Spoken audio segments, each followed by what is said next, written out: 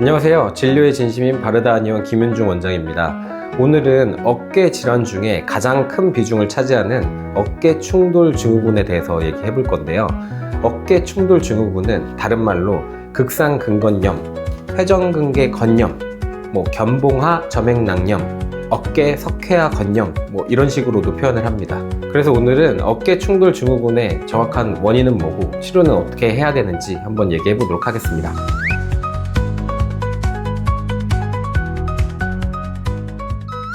그러면 어깨 충돌 증후군이 정확히 무엇인지 먼저 말씀드리도록 하겠습니다. 이 영상을 보시면요, 여기 보면 사람을 뒷모습을 본 거거든요. 그럼 우리가 팔을 이렇게 옆으로 올릴 때, 이제 팔을 외전시킨다고 표현을 하는데, 팔을 옆으로 올릴 때 동작을 표현한 영상이에요. 팔을 이렇게 옆으로 올릴 때 이 위에 있는 팔뼈와 견갑골이 만나는 그 관절을 우리가 어깨 관절이라고 보통 얘기를 합니다. 그래서 어깨 충돌 증후군이라고 하면 이 위 팔뼈랑 여기 견갑골이랑 이 만나는 이 부위에서 이 뼈와 이 뼈가 충돌하게 돼서 그 사이에 있는 이 근육이 자꾸 자극을 받아서 염증이 생기는 거를 얘기를 하는데요. 그러면 이 사이의 공간이 이렇게 확보가 돼 있으면 이 근육이 이 뼈들에 의해서 자극을 받지 않을 텐데, 이 뼈와 이 뼈가 만나게 되면서 근육이 자꾸 자극을 받게 되는 거죠. 그러면 이 근육에 염증이 생기게 되고, 처음에는 염증이 생겼다가 그 다음에는 손상, 그 다음엔 파열, 이런 순서로 가게 됩니다. 그래서 어깨 충돌 증후군이 오래되면 이 뼈와 이 뼈 사이에 이렇게 끼어 있는 이 극상근이라는 근육의 힘줄 부위에서 이런 식으로 이제 염증이 생기고 손상이 생기게 됩니다.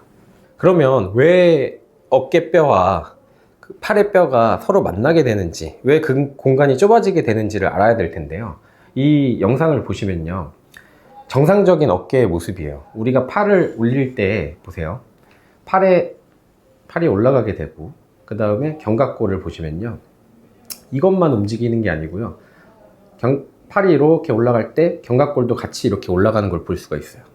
다시 얘기하면 견갑골에 팔뼈가 이렇게 껴 있는데, 팔이 올라가면 이런 식으로 같이 움직이게 됩니다. 같이 움직여야 이 공간이 확보된 상태에서 우리가 어깨를 움직일 수 있게 되는 건데요. 만약에 이 견갑골이 움직이지 않는다고 생각을 한번 해보시면요, 이렇게 있는 상태에서 팔만 움직이게 되겠죠. 그럼 견갑골은 안 움직이고 팔만 움직이게 되니까 이 뼈와 이 뼈가 자꾸 만나게 되는 거죠. 이해가 가시나요?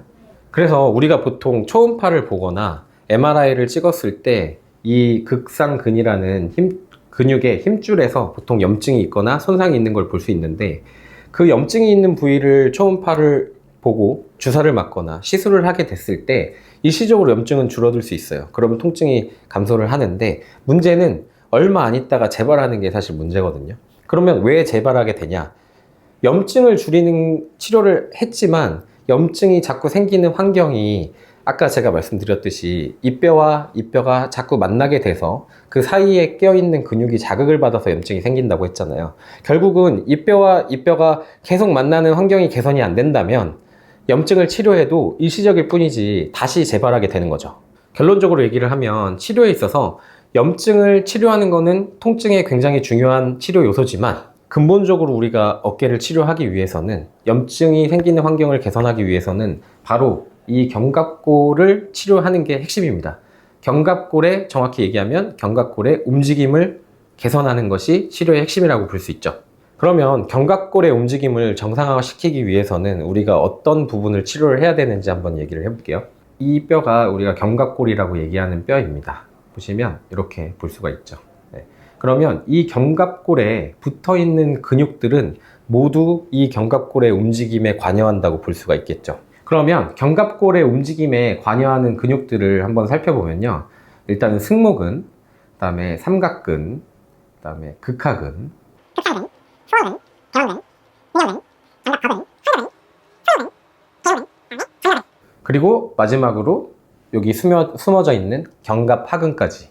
결국은 이 견갑골 뼈에 관여하는 근육들이 굉장히 많습니다. 제가 다 얘기를 하고도 몇 개인지 제가 헷갈릴 정도인데요. 결국은 이 견갑골의 움직임을 관여하는 이렇게 많은 근육들을 모두 치료를 해야 견갑골의 움직임이 정상화될 수 있습니다.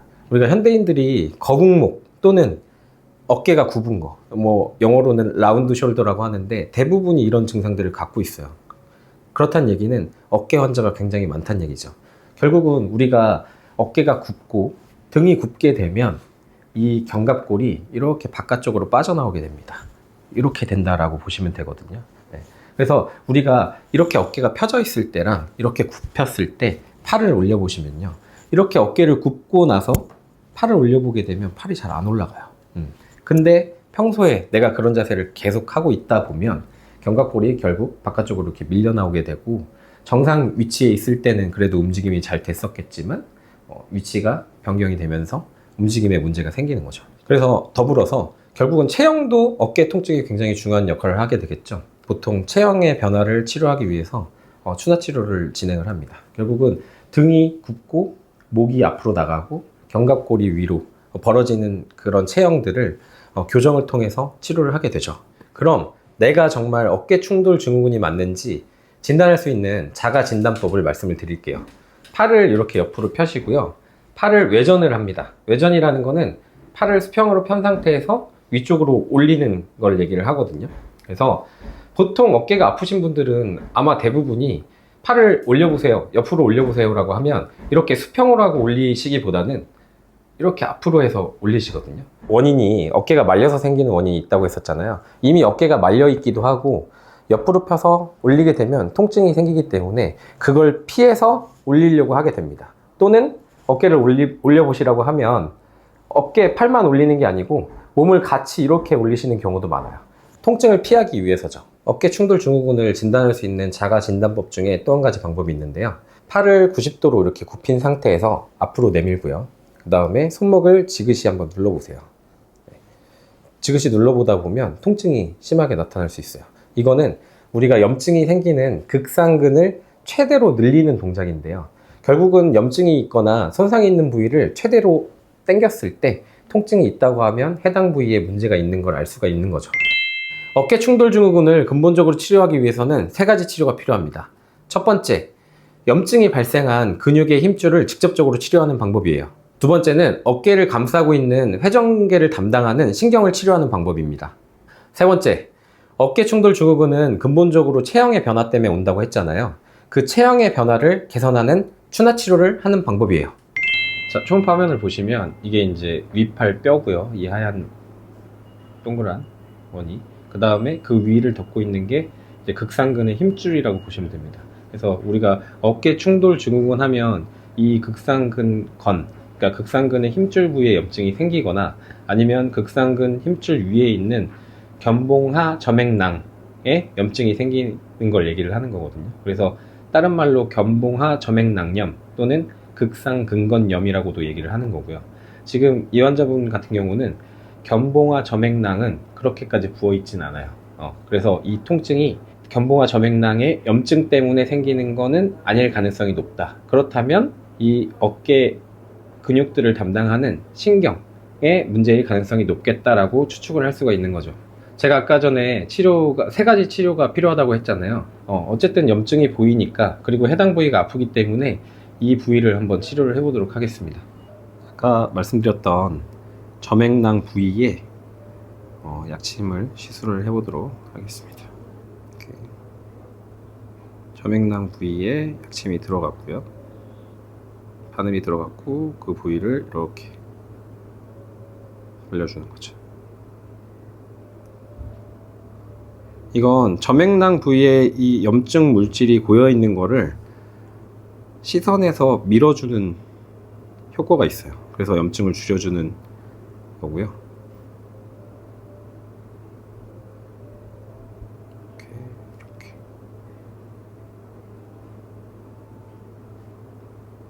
다음은 신경을 치료를 할 건데요.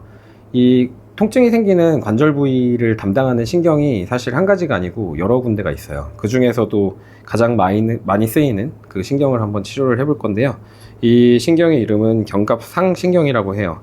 견갑상신경은 점액낭의 통증을, 감각을 담당하는 신경이라고 보시면 되는데요.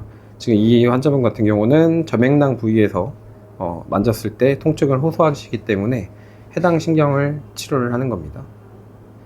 초음파 화면에서 맨 밑바닥 쪽에가 신경이 지나가는 통로라고 보시면 되는데, 그쪽에다가 신경이 눌리는 것을 해소하기 위해서 약침액을 주입을 하고 있습니다.